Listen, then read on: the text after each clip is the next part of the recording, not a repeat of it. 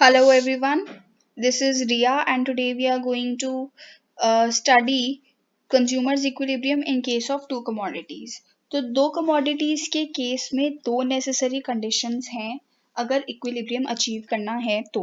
So the first condition is ratio of mu to price. mu to price की जो ratio है वो दोनों goods के केस में equal होनी चाहिए. Here is your first condition. यानी कि mu x upon P X should be equal to mu y upon P Y.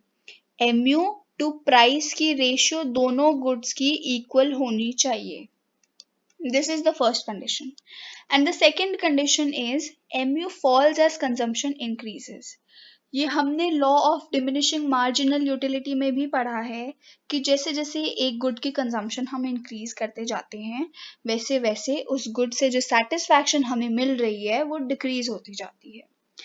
And if you have not yet studied the law of diminishing marginal utility, I will link the video in the description box. You can go and watch it.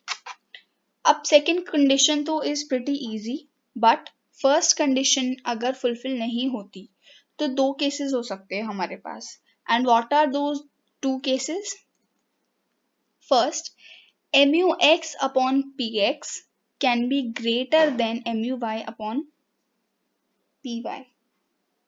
So in this case, क्योंकि prices constant हैं तो prices इस equation को influence नहीं करेंगे but marginal utility change हो रही है.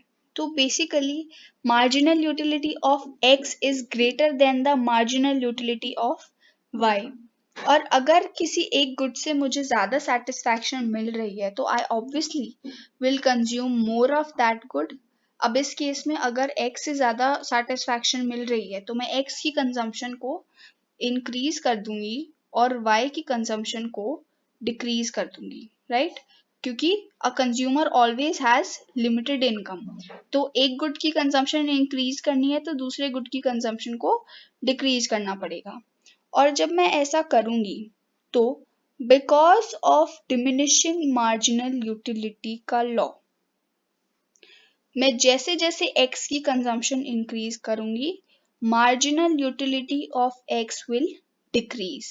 एंड जैसे जैसे मैं y की कंजम्पशन को डिक्रीज करूंगी तो marginal utility of y will increase, right? अब ये कब तक होगा?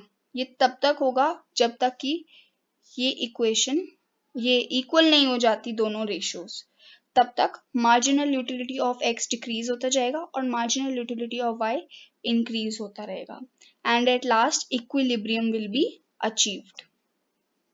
Okay, now the second condition, that the second case that can happen is mu x upon px is less than mu y upon py. और इस case में हमें good y से ज्यादा सेटिस्फैक्शन मिल रही है as compared to good x. और जब मुझे गुड y से ज्यादा सेटिस्फैक्शन मिलेगी तो मैं गुड y को ज्यादा कंज्यूम करूंगी और गुड x को कम कंज्यूम करूंगी.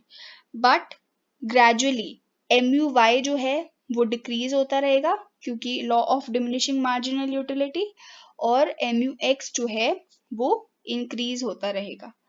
तो ये कब तक होगा? जब तक कि दोनों रेशियोज इक्वल नहीं हो जाती. एंड एट लास्ट ये दोनों इक्वल हो जाएंगे and the equilibrium will be attend.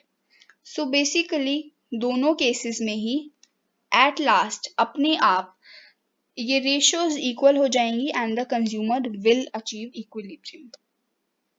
Now let me tell you, this is a very important concept from examination point of view. वो हर साल पूछ लिया करते हैं कि what happens when the first condition is not fulfilled. So you should learn this by heart and you can pause the video and take a screenshot if you want. I hope it is clear. Thank you.